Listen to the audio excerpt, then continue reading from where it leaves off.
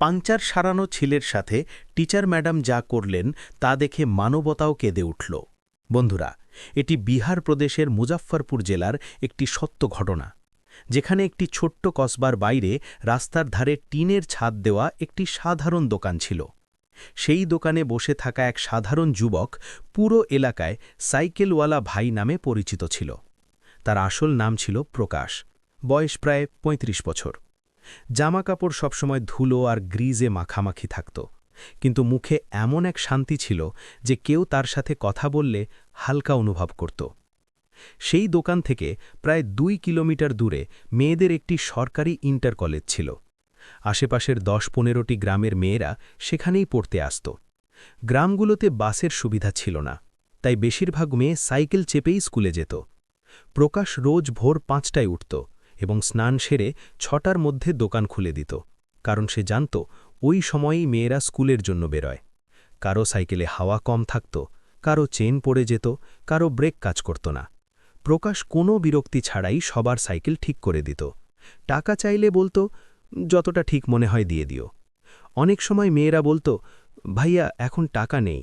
সে মুচকি হেসে বলতো, পড়াশোনা ছেড়ো না, টাকা পরে দিয়ে দিও। ধীরে ধীরে এই কথা পুরো এলাকায় ছড়িয়ে পড়ল যে রাস্তার ধারের প্রকাশ ভাইয়া কোনো মেয়েকে কখনো ফিরিয়ে দেন না।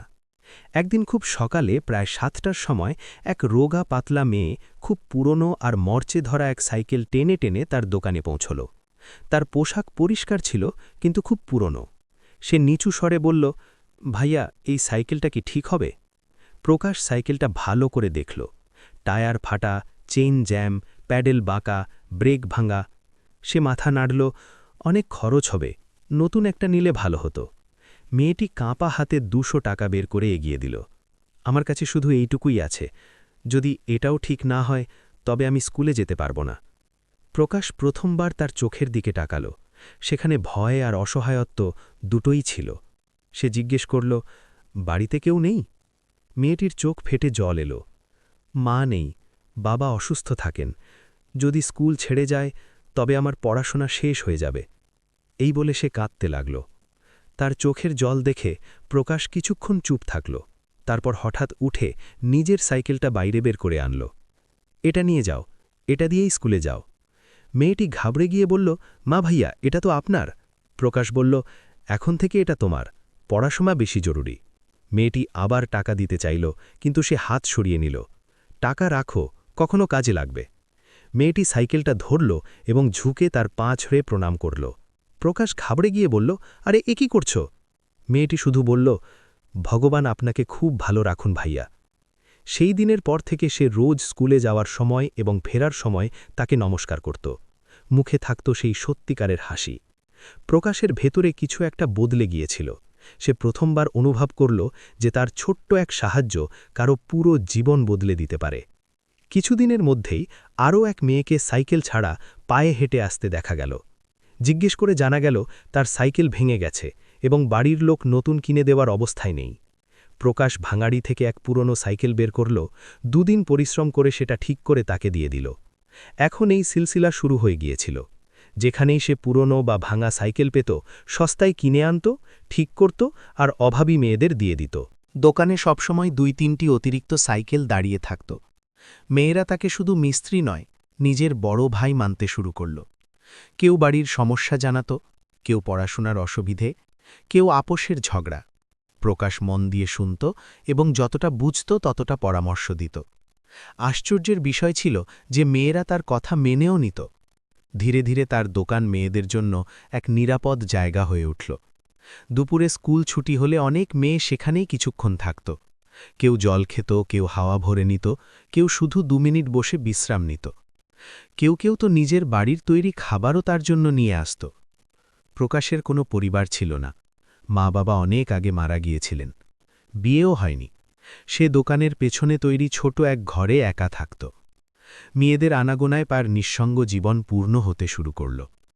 একদিন দুপুরে ৪-৫ জন মেয়ে এসে বলল, ভাইয়া আপনি খাবার খেয়েছেন? এখনই বানিয়ে নেব। না, আমরা বানিয়ে দিচ্ছি। প্রকাশ না করলেও তারা শুনল না। তারা তার ছোট কিচেনে গিয়ে উনুন জ্বালিয়ে সাধারণ ডাল ভাত বানিয়ে দিল। যাওয়ার সময় বলল, এখন থেকে রোজ সময় মতো খাবার খাবেন।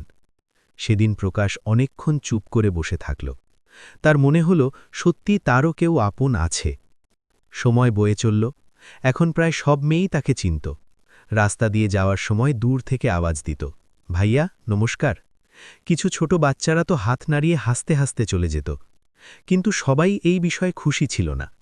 আশেপাশের কিছু লোক কানাগুশো করতে লাগল, এত মেয়ে রোজ ওর দোকানে কেন দাঁড়ায়? কিছু তো একটা ব্যাপার আছে। আজকাল দিনকাল খুব খারাপ। যদিও অনেকে তার প্রশংসাও করত, গরিব হয়েও কত ভালো কাজ করছে। প্রকাশ এইসব কথায় কান দিত না। তার কাছে শুধু এইটুকুই গুরুত্ব রাখত যে কোনো মেয়ে যেন পড়াশোনা ছাড়তে বাধ্য না হয়। এরই মধ্যে একদিন এমন কিছু ঘটল যা তার জীবন পুরোপুরি বদলে দিল। দুপুরের সময় ছিল, প্রকাশ একটি সাইকেলের পাঞ্চার সারাচ্ছিল। তখনই স্কুলের ঘণ্টা বাজল এবং কিছুক্ষণ পর মেয়েদের দল রাস্তায় দেখা গেল। সেই সময় এক সাদা গাড়ি তার দোকানের সামনে এসে থামল। গাড়ি থেকে এক ভদ্রলোক এবং তার স্ত্রী নামলেন। তাদের টায়ারের হাওয়া একদম শেষ হয়ে গিয়েছিল। ভাই, পাঞ্চার করে দেবে? প্রকাশ তৎক্ষণাৎ কাজ শুরু করল। তখনই মেয়েরা ফিরতে ফিরতে তার দোকানের পাশ দিয়ে যেতে লাগল। ভাইয়া নমস্কার। ভাইয়া কেমন আছেন? কাল দেখা হবে ভাইয়া। কিছু মেয়ে তো সাইকেল থামিয়ে তার পা ছুঁয়ে প্রণাম করতে লাগল। গাড়ির স্বামী স্ত্রী এইসব দেখে অবাক হয়ে গেলেন। তারপর 4 জন মেয়ে সেখানেই দাঁড়িয়ে পড়ল এবং নিজেদের মধ্যে কোনো কথা নিয়ে ঝগড়া করতে লাগল। ভাইয়া, আপনিই বলুন কার ভুল? প্রকাশ দুজনের কথা শুনল, হাসল আর বলল, দুজনেই ক্ষমা চেয়ে নাও, বন্ধুত্ব অনেক বড় জিনিস। 2 মেয়ে সাথে সাথে মেনে নিল। গাড়ির লোকটির চোখে এখন কৌতূহল পরিষ্কার দেখা যাচ্ছিল। সে ধীরে ধীরে তার স্ত্রীকে বলল, এই লোকটি সাধারণ নয়। সে তখন বিন্দুমাত্র আন্দাজ করতে পারেনি যে এই সাক্ষাৎ আগামী দিনে অনেকের জীবন বদলে দিতে চলেছে এবং সেই দিন থেকেই প্রকাশের জীবন এক নতুন মোড় নিতে চলেছে। যাই হোক বন্ধুরা, গাড়ির ভদ্রলোকের নাম ছিল বিনোদ আগারওয়াল। তিনি শহরের বড় ব্যবসায়ী ছিলেন এবং কোনো কাজে ওই এলাকা দিয়ে যাচ্ছিলেন। পাঞ্চার করার সময় তিনি মন দিয়ে দেখলেন যে প্রতিটি মেয়ে প্রকাশকে নমস্কার করছে।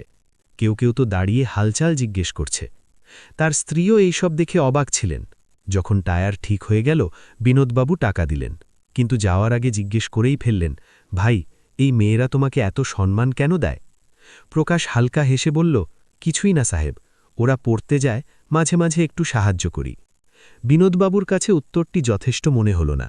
তিনি আবার জিজ্ঞেস করলেন, শুধু সাহায্য করলে এত সম্মান পাওয়া যায় না? তখন প্রকাশ ধীরে ধীরে পুরো ঘটনা বলল, কিভাবে সে পুরনো সাইকেল ঠিক করে দেয়, কম টাকা নেয় এবং চেষ্টা করে যেন কোনো মেয়ের পড়াশোনার টাকার অভাবে বন্ধ না হয়। এটা শুনে বিনোদবাবু আর তার স্ত্রীর চোখ ভিজে এলো। তারা কিছুক্ষণ চুপ থেকে বললেন, তুমি অনেক বড় কাজ করছো এবং তোমার নিজেরই সেটার কোনো ধারণা নেই। প্রকাশ সাথে সাথে মাথা নাড়ল, আমি তো শুধু আমার কাজ করছি সাহেব। কিন্তু বিনোদবাবুর মনে কিছু একটা চলছিল। তিনি যাওয়ার সময় বললেন, যদি কখনো কোনো সাহায্যের দরকার হয় তবে জানিও। প্রকাশ শুধু হেসে নমস্কার করল। তার মনে হল বড়লোকেরা এমন কথা বলে ভুলে যায়। কিন্তু 1 সপ্তাহ পর সেই সাদা গাড়ি আবার দোকানের সামনে এসে থামল। এইবার বিনোদবাবু একা ছিলেন না, তার সাথে আরও 2 জন লোক ছিল। তারা সরাসরি দোকানের পেছনের ঘরে গেলেন এবং প্রকাশের সাথে বসে কথা বলতে লাগলেন। তারা জিজ্ঞেস করলেন, তুমি আগে এই মেয়েদের জন্য আর কি করতে চাও? প্রকাশ প্রথমে ইতস্তত করল, তারপর বলল, সাহেব, যদি সত্যি বলি তবে আমি চাই এদের জন্য পড়ার ব্যবস্থা হোক। অনেকে সায়েন্স নিতে চায়, কেউ নার্স হতে চায়, কিন্তু টিউশনের টাকা দিতে পারে না। মাসের 500 টাকাও ওদের কাছে অনেক। এটা শুনে বিনোদবাবু গম্ভীর হলেন। তিনি হিসাব করে বললেন, যদি আমরা একটা ছোট কোচিং সেন্টার শুরু করি তবে? প্রকাশ চমকে তার দিকে তাকাল, সত্যি? হ্যাঁ, কিন্তু তোমাকেও সাথে দিতে হবে। কিছুদিনের মধ্যেই দোকানের পাশে পড়ে থাকা খালি জমিতে একটি ছোট ঘর তৈরি করা হলো। 2 জন শিক্ষক রাখা হলো এবং ঘোষণা করা হলো যে গরিব মেয়েদের জন্য এখানে বিনামূল্যে পড়াশোনা হবে। যখন এই খবর স্কুলে পৌঁছল তখন প্রথমে কেউ বিশ্বাস করেনি, কিন্তু যখন ক্লাস শুরু হলো তখন ধীরে ধীরে মেয়েরা আসতে শুরু করল। শুরুতে 20-25 জন ছাত্রী ছিল, তারপর সংখ্যা বেড়ে 50 পার হয়ে গেল। প্রকাশ রোজ বিকেলে সেখানে বসত, জল ভরত, চেয়ার পাতত এবং এটা দেখে খুশি হতো যে তার বোনেরা এখন এগিয়ে যাচ্ছে। কিছু মাসের মধ্যেই ফল দেখা দিতে লাগল। যে মেয়েরা আগে পড়াশোনায় দুর্বল ছিল তারা এখন সব প্রশ্নের উত্তর দিতে লাগল। স্কুলের শিক্ষকরাও অবাক ছিলেন যে হঠাৎ এত পরিবর্তন কিভাবে এলো। যখন তারা জানতে পারলেন যে কাছেই বিনামূল্যে কোচিং চলছে, তখন তারাও প্রভাবিত হলেন। সেই স্কুলেই বিজ্ঞানের শিক্ষিকা ছিলেন কিরণ মিশ্র। তিনি যখন ছাত্রীদের উন্নতি দেখলেন, তখন তারও কৌতূহল হল যে আসলে এই চমৎকার কিভাবে ঘটছে। একদিন স্কুলের পর তিনি সরাসরি সেই কোচিং সেন্টারে পৌঁছে গেলেন। প্রকাশ তাকে আসতে দেখে সাথে সাথে চেয়ার পরিষ্কার করে বসতে দিল। সে বরাবরের মতোই একটু ঘাবড়ে ছিল, কারণ সামনে এক শিক্ষিত ম্যাডাম দাঁড়িয়েছিলেন, আর সে নিজে খুব একটা শিক্ষিত ছিল না। কিরণ ম্যাডাম পুরো সেন্টার দেখলেন, মেয়েদের সাথে কথা বললেন এবং সব বুঝে গেলেন। তিনি ধীরে ধীরে বললেন, আপনি অনেক বড় কাজ করেছেন। প্রকাশ মাথা নিচু করে নিল, ম্যাডাম, আমি কিছুই করিনি, সব ভগবানের দয়া। কিন্তু কিরণ ম্যাডাম তার সরলতায় মুগ্ধ হয়ে গিয়েছিলেন। সেই দিনের পর তিনি মাঝে মাঝে সেন্টারে আসতে লাগলেন। তারপর ধীরে ধীরে রোজ আসতে শুরু করলেন। তিনি নিজের ক্লাস শেষ করে সরাসরি সেখানে পৌঁছতেন এবং মেয়েদের পড়াতে সাহায্য করতেন। ছাত্রীরা তাকে ঠিক তেমনই সম্মান দিতে শুরু করল, যেমনটা প্রকাশকে দিত। প্রকাশ তার জন্য চা আনত, চেয়ার পরিষ্কার করে দিত এবং সব সময় সম্মানের সাথে কথা বলত। কিরণ ম্যাডাম আশ্চর্য হতেন যে এত গরিব হওয়া সত্ত্বেও এই লোকটির মধ্যে কোনো হীনমন্যতা নেই কোনো লোক দেখানো ভাব বা কৃত্রিমতা, শুধু সততা। সময় কেটে চলল এবং দুজনের মধ্যে এক বিশ্বাস তৈরি হল। একদিন পড়াশোনা শেষ হওয়ার পর ম্যাডাম জিজ্ঞেস করলেন, আপনি বিয়ে কেন করেননি? প্রকাশ কিছুক্ষণ চুপ থাকল, তারপর বলল, এখন আর বিয়ে করে কি হবে, আমার পরিবার তো এই সব মেয়েরাই। কিরণ ম্যাডাম তার দিকে গভীর নজরে তাকালেন। তার মনে হল এই লোকটির ভেতরে অনেক গভীর কষ্ট লুকিয়ে আছে, কিন্তু সে কখনো প্রকাশ করে না। আসলে কিরণ ম্যাডামের নিজের জীবনও সহজ ছিল না। তার স্বামী এক সরকারি অফিসার ছিলেন, কিন্তু দুজনে আলাদা থাকতেন। স্বামীর ব্যবহার কঠোর ছিল এবং বাড়িতে প্রায়ই ঝগড়া হতো। সমাজের বদনামের ভয়ে তিনি সম্পর্ক শেষ করতে পারছিলেন না, কিন্তু মনে মনে খুব একা ছিলেন। প্রকাশের সারল্য আর সেবার মানসিকতা তার মনকে স্পর্শ করছিল। তিনি ভাবতে লাগলেন যে আসল মানবতা বইতে নয়, এমন মানুষের মধ্যেই থাকে। ধীরে ধীরে তিনি অনুভব করলেন যে তিনি প্রকাশের জন্য অপেক্ষা করতে শুরু করেছেন। তার কথা শুনে মনে শান্তি মেলে, আর তার হাসি দেখলে দিনভরের ক্লান্তি দূর হয়ে যায়। অন্যদিকে প্রকাশ তাকে সবসময় শ্রদ্ধার চোখে দেখত, যেন কোনো উচ্চ স্তরের মানুষ তিনি। সে বিন্দুমাত্র আন্দাজ করতে পারেনি যে ম্যাডামের মনে তার প্রতি কি চলছে। এক বিকেল যখন সেন্টার ফাঁকা হয়ে গিয়েছে এবং সূর্য ডুবছে, কিরণ ম্যাডাম হঠাৎ বললেন, প্রকাশজি, যদি কোনো বুদ্ধিমতী মহিলা আপনার জীবনে আসে, তবে কি আপনি বিয়ে করবেন? প্রকাশ হেসে বলল, না ম্যাডাম, এখন আমার বয়স পেরিয়ে গিয়েছে, আর আমার ভয় হয় পাছে আমার কাজে বাধা চলে আসে। ম্যাডাম কয়েক মুহূর্ত চুপ থেকে বললেন, যদি সেই মহিলা নিজেই আপনার কাজে সাথ দেয় তবে? প্রকাশ তার দিকে তাকাল। সে বুঝতে পারল না ম্যাডাম কি বলতে চাইছেন। সে ধীরে ধীরে বলল, এমন মহিলা কোথায় পাবো ম্যাডাম? আর তার বিন্দুমাত্র আন্দাজ ছিল না যে পরের কথাটি তার পুরো জীবন বদলে দেবে। কিরণ ম্যাডাম কয়েক মুহূর্ত পর্যন্ত তার দিকে তাকিয়ে থাকলেন, যেন মনে মনে অনেক বড় সাহস সঞ্চয় করছেন। তারপর নিচু কিন্তু পরিষ্কার গলায় বললেন, যদি আমি বলি যে আমি আপনার সাথে থাকতে চাই তবে? প্রকাশ যেন পাথর হয়ে গেল। তার হাতে থাকা কাপটি হাওয়ায় স্থির হয়ে গেল। তার মনে হলো হয়তো সে ভুল শুনেছে। সে থতমত খেয়ে বলল, ম্যাডাম, আপনি মজা করছেন না তো? কিন্তু কিরণ ম্যাডামের চোখে মজা ছিল না, সেখানে শুধু সত্য আর কষ্ট ছিল। তিনি বললেন, আমি মজা করছি না। আমি আপনাকে অনেক দিন ধরে দেখছি। আপনি কোনো স্বার্থ ছাড়া যা করেছেন তেমনটা আজকাল কেউ করে না। আমি আপনাকে শ্রদ্ধা করি, এবং হয়তো তার থেকেও বেশি কিছু। প্রকাশের কাছে কোনো শব্দই বাকি ছিল না। সে মাটির দিকে তাকিয়ে থাকল। ম্যাডাম, আমি এক সাধারণ মানুষ, বেশি পড়াশোনাও জানি না। আপনার মতো বড় ম্যাডাম আমার সম্পর্কে এমনটা কিভাবে ভাবতে পারেন? কিরণ ম্যাডাম ধীরে ধীরে বললেন, মানুষের মূল্য তার পোশাক বা টাকা দিয়ে হয় না, তার মন দিয়ে হয়। আর আপনার মনটা অনেক বড়। এটা শুনেও প্রকাশের বিশ্বাস হচ্ছিল না। সে কাঁপা কাঁপা গলায় বলল, কিন্তু আপনার পরিবার, আপনার স্বামী? এই প্রশ্নে ম্যাডামের চোখ ভরে এলো। তিনি প্রথমবার মন খুলে নিজের জীবনের গল্প বললেন, কিভাবে তার স্বামী তাকে অবহেলা করেন, অপমান করেন এবং তারা আলাদা থাকেন। নামের শুধু সম্পর্ক আছে, জীবন তো অনেক আগেই শেষ হয়ে গিয়েছে। তিনি বললেন, সেই দিনের পর দুজনের মধ্যে দূরত্বও ছিল, আবার অদ্ভুত এক আপন ভাবও ছিল।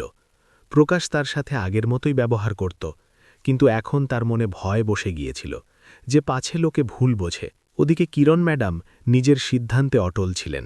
তিনি ঠিক করে নিয়েছিলেন যে এখন আর তিনি মিথ্যে জীবন বাঁচবেন না। কিছুদিনের মধ্যেই তিনি তার স্বামীকে ডিভোর্সের কথা জানিয়ে দিলেন। শুরুতে সে গুরুত্ব দেয়নি, কিন্তু যখন সে আসল কারণ জানতে পারল তখন সে রেগে আগুন হয়ে গেল। সে এটা সহ্য করতে পারছিল না যে তার স্ত্রী এক সাধারণ সাইকেল মিস্ত্রির জন্য তাকে ছাড়তে চায়। সে তার প্রভাব আর টাকা ব্যবহার করতে শুরু করল। প্রথমে সে প্রকাশের সম্পর্কে তথ্য জোগাড় করল, তারপর তাকে বদনাম করার পরিকল্পনা করল। কিছু লোককে টাকা দিয়ে গুজব ছড়ানো হলো। সে মেয়েদের ফুসলায়, তার চরিত্র ঠিক নেই, বিনামূল্যে সাইকেল দেওয়ার পেছনে অন্য কোনো কারণ আছে। ধীরে ধীরে পরিবেশ বদলাতে লাগল। যে লোকগুলো আগে তার প্রশংসা করত তারাই এখন সন্দেহের চোখে দেখতে লাগল। প্রকাশ বুঝতে পারছিল না হঠাৎ এমন কি হয়ে গেল। সবথেকে বড় ধাক্কা তখন লাগল যখন 2 মেয়ের বাড়ির লোক এসে তাকে হুমকি দিল, আমাদের মেয়েদের থেকে দূরে থাকো। প্রকাশ অবাক হয়ে গেল। সে হাত জোড় করে বলল, আমি তো সবসময় এদের নিজের বোন মনে করেছি। কিন্তু কেউ শোনার জন্য তৈরি ছিল না। সেন্টারে আসা মেয়েদের সংখ্যা কমতে শুরু করল। কেউ কেউ ভয়ে আসাই বন্ধ করে দিল। প্রকাশ রাতভর ঘুমাতে পারত না। তার মনে হতে লাগল হয়তো সত্যি সে কিছু ভুল করে ফেলেছে, অথচ সে সারা জীবন শুধু সাহায্যই করেছিল। কিরণ ম্যাডাম সব বুঝতে পারছিলেন। তিনি খোঁজ খবর নিয়ে সত্যটা জানতে পারলেন যে এটি তার স্বামীর চক্রান্ত। তিনি খোলাখুলি প্রতিবাদ করলেন এবং বললেন যে তিনি ভয় পাওয়ার লোক নন। তিনি স্কুল কর্তৃপক্ষ এবং কিছু সামাজিক মানুষকে পুরো সত্যটা জানালেন। ধীরে ধীরে সত্য সামনে আসতে লাগল। যে মেয়েদের উস্কানি দেওয়া হয়েছিল তারা শেষ পর্যন্ত সত্যিটা বলে দিল যে তাদের দিয়ে মিথ্যে বলানো হয়েছিল। যখন এই কথা ছড়িয়ে পড়ল তখন মানুষের দৃষ্টিভঙ্গি বদলাতে লাগল। যে লোকেরা প্রকাশ থেকে দূরে সরে গিয়েছিল তারা আবার তার কাছে আসতে লাগল। কিন্তু এই পুরো ঘটনায় প্রকাশ ভেতর থেকে ভেঙে পড়েছিল। সে এখন আর আগের মতো হাসিখুশি থাকত না। তার ভয় লাগত পাছে আবার কোনো অপবাদ লাগে। একদিন সে কিরণ ম্যাডামকে বলল, আপনি আমার জন্য এত সব সহ্য করছেন, আপনি চাইলে আমার থেকে দূরত্ব রাখতে পারেন। ম্যাডাম তৎক্ষণাৎ উত্তর দিলেন, আমি যদি আজ পিছিয়ে যাই তবে সত্যের হার হয়ে যাবে। আপনি সারা জীবন অন্যের জন্য বেঁচেছেন, এখন আমি আপনার জন্য পাশে দাঁড়াব। এটা শুনে প্রকাশের চোখ ভরে এলো।